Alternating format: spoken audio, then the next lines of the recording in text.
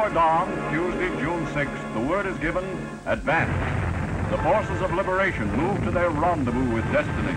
The invasion is on.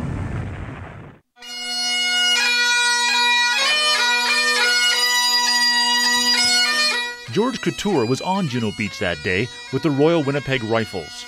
I was in such a shock I don't remember too much. I was like a zombie moving along. He's at Juno Beach Academy to prepare students for their coming trip to France. 24 members of the first graduating class are going to Normandy and Vimy Ridge. So you can read about it, you can watch the movies, but when you're actually there and you're involved with it, it has a different ending for you. A lot of our guys had these phosphorus grenades hanging on their belts. And when they got off the big landing craft some of them were in, the Germans were shooting right into the boat. And they had to step out in 3, 4, 5 feet, sometimes deeper water, and they'd get killed there and lay in the water or wounded. And these darn phosphorus things up, and the bodies were burning in the water. And you couldn't stop to help them or pull them out. That was the worst thing I've seen. Gavin Mills has a passion for military history, and like Principal Lee Villiger, he's an Army reservist. But he's not sure how students will react when they visit battlefields overseas. I can't even fathom how they'll react to it. I have my assumptions, but they're often proven wrong with the things that I do in class. And maybe 20 years from now, maybe 10 years from now, maybe 5 years from now, these kids will get it. They'll go, oh man, I understand now what Mr. Mills was talking about.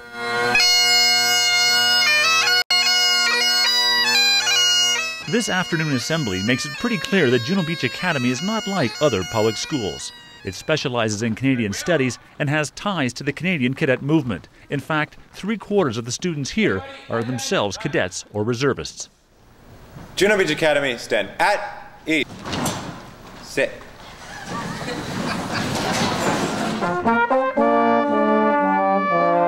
Today, to prepare grade 12s for their coming trip to Vimy, Liberal Senator Lorna Milne tells students about her recent experiences there. Too many of these tombstones said, an unknown Indian soldier. Here I go choking up, and I wasn't going to.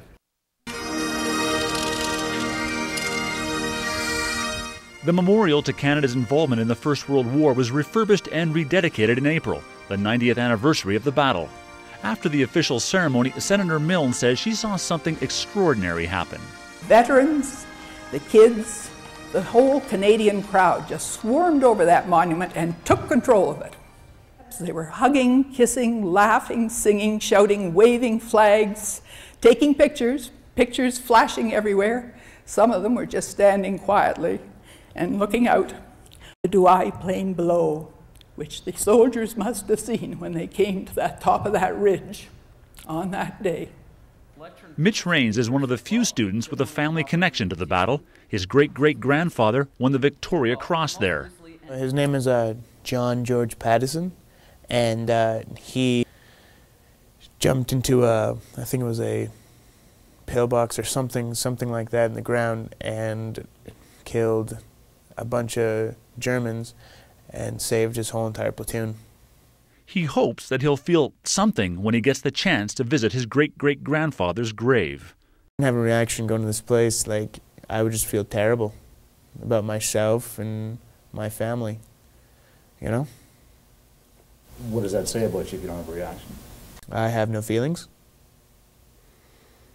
I'm not emotional.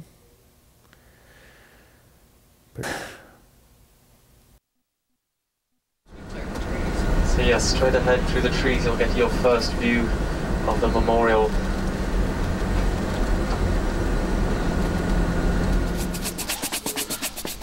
As soon as they get off the bus, students make final preparations for the ceremony they'll perform at the memorial. Even from a distance, their first impressions are powerful. I was shocked. Like I didn't even think it was that big. I thought it was a lot smaller. The barrage that took place. Before the ceremony, a final lesson from Mills about the day the 4 divisions of the Canadian Corps first fought together as one and captured this ridge in April 1917, succeeding where other nations' armies had failed. We mined, okay? We dug under the ground. We rehearsed, okay? We knew our mission. Everything was done. It was practiced and practiced. It wasn't just, okay, let's take Vimy Ridge, go Canada. It was a 4-month operation. Grade 12s! Halt! Grade 12s, left! Turn! Elbow dressing right! We are truly honored, thankful, yet so humble at this magnificent part of Canada located in northern France. As Canadians, we feel at home at Vimy and are most welcomed in this foreign land. Lord God, thank you for this opportunity. Mr. Schumann, there's no way I'll be able to do this.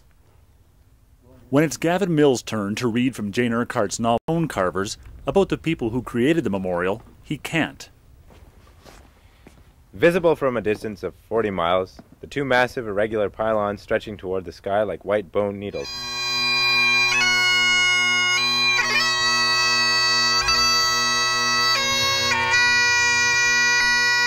At the end of the service, students and parents line up to place tiny mementos on the steps of the massive limestone memorial. I could actually just picture it, like actually being here at the time that they were at war, and just look around, like, you know, where we first came in, and like all the bad guys or all the Germans were over there, and you could just picture what they went through, and it's sad. It really is really, really sad. It's hard to believe that such a brutal war, that we lost 60,000 soldiers, could land up in such a gorgeous scenery. The hour remaining, students are largely silent. Some use their time to contemplate the thousands of names inscribed here. These men who died here were brothers, uncles, cousins, friends. When I was coming up here, I saw the ridge. It was nothing new, but when I came up here and I saw what's behind you, I was amazed that we were able to take something like this. And just seeing this beautiful landscape, thinking about what it looked like back in the war. Just no words could describe it. I am very honored to call myself a Canadian.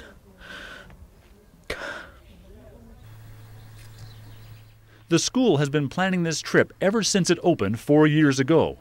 All too soon for some, it's time to go. I think they got it a little today.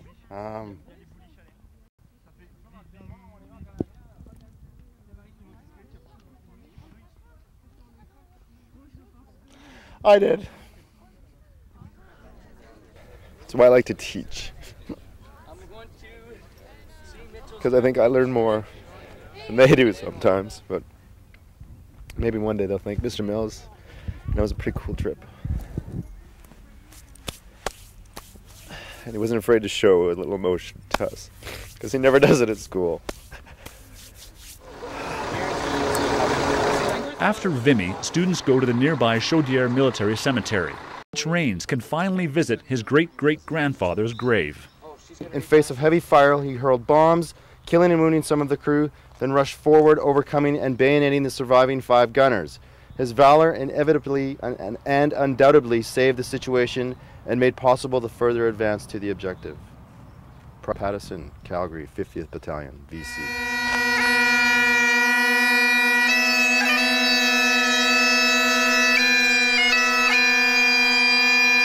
Mitch Raines' classmate Scott Tate remains beside him. He's an Army reservist in the regiment that's descended from Private Pattison's 50th Battalion. Thinking about what he was feeling, what his mind was, what he was thinking about, like if he was thinking about his family, or you know, how he was going to do it, or if he just went in there and just did it. You know what I mean? Like, just wind up alive, or if he'd wind up dying in the middle of it, or if he'd come out and save lives. Uncontrollably, he's a hero in my eyes.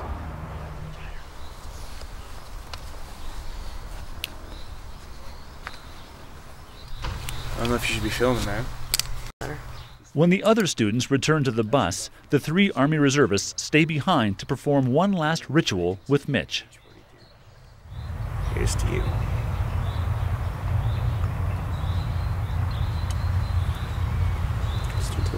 The regiment, Scotty. To the regiment.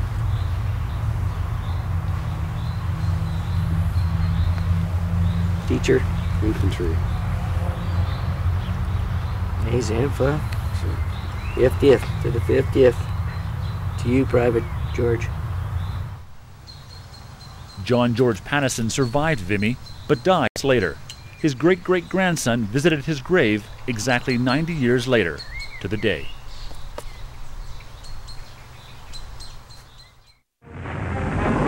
The advance guard of freedom make their touchdown on the Normandy beaches just as the sun scatters the mists of early morning. The mighty bombardment has done well its job of paralyzing enemy batteries. The much vaunted west wall crumples before our whirlwind advance. Canadian soldiers used this house as a navigational aid to guide them when they came ashore on June 6, 1944. Looking out over the English Channel, easy to imagine what the crossing must have been like that day.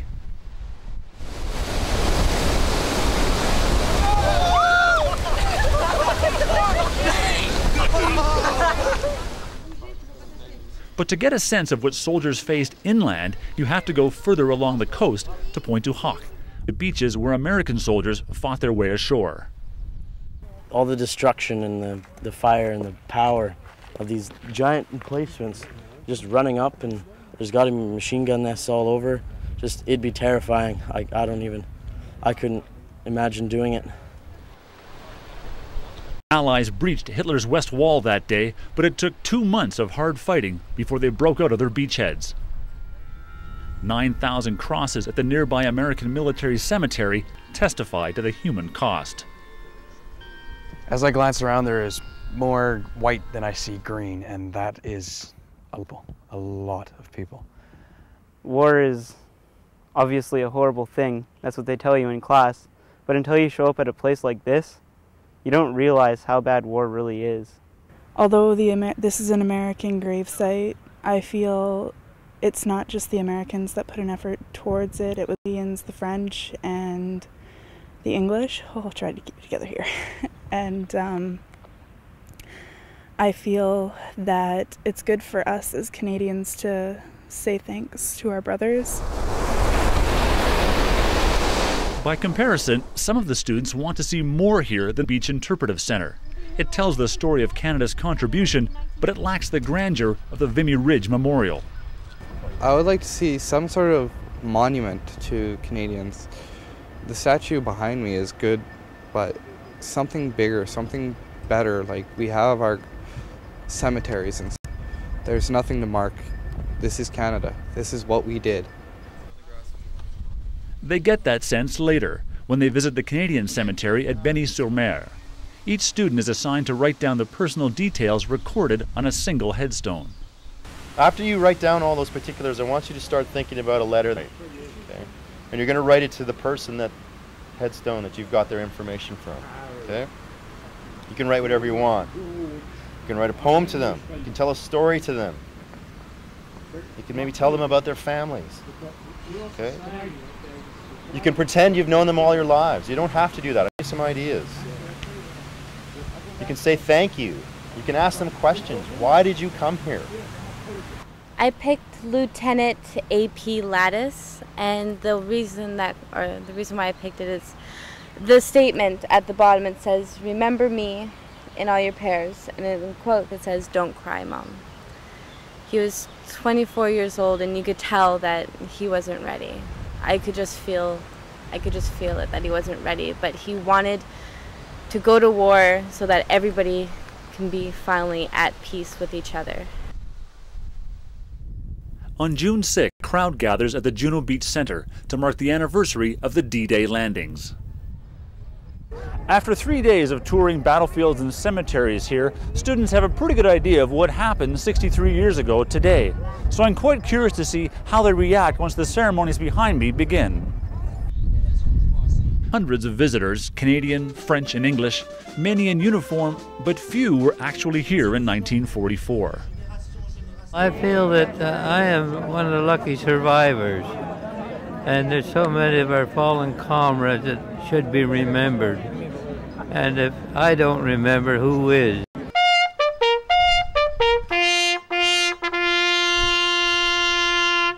Unlike at Vimy, there are no tears today, no displays of emotion. Vimy is it was a quiet place. It's it's the national monument here in France. I think that was the first thing that really hit them too. The first thing they really saw about the sacrifice of our Canadian soldiers over here. At the end of the official program, the grade 12s marched down to the beach to stage a brief graduation ceremony in the sand.